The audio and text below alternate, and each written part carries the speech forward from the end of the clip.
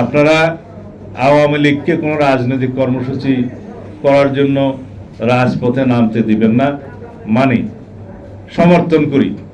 কিন্তু এইভাবে আওয়ামী লীগকে আপনি কয়দিন রাজপথে পুলিশ দিয়ে ঠেকাবেন? আপনারা বলবেন আওয়ামী লীগকে নির্বাচনে আমরা চাই না, আওয়ামী লীগ এদেশে রাজনীতি করতে পারবে না, কিন্তু কি পদক্ষেপ নিচ্ছেন? আইনি কোনো পদক্ষেপ কি এই সরকার নিচ্ছে? না।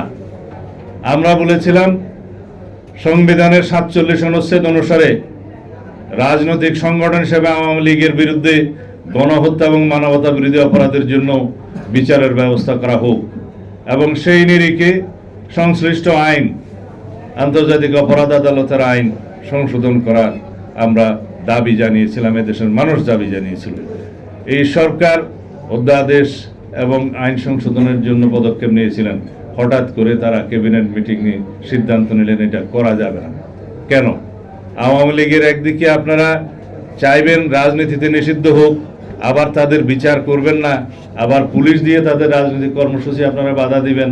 এত স্ববিরোধিতা ঠিক নয়।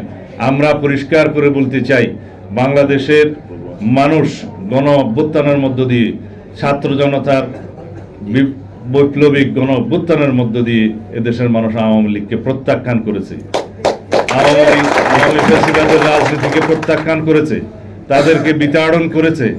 সেই আওয়ামী লীগ নামে বাংলাদেশের রাজনীতি করতে পারবে না। এই আওয়াজ আমরা এখন উঠাচ্ছি। আমরা আওয়ামী লীগের এই গণহত্যার এবং মানবতা বিরোধী অপরাধের জন্য রাজনৈতিক সংগঠন হিসেবে বিচার দাবি করছি। বিচারিক প্রক্রিয়ার মধ্য দিয়ে নির্ধারণ হোক বাংলাদেশে আওয়ামী লীগ রাজনীতি করতে পারবে কিনা, নির্বাচন করতে পারবে কিনা। সংবিধানের বিধান সংযুক্ত আছে, সেই অনুপাতে আপনারা আইন প্রণয়ন করুন।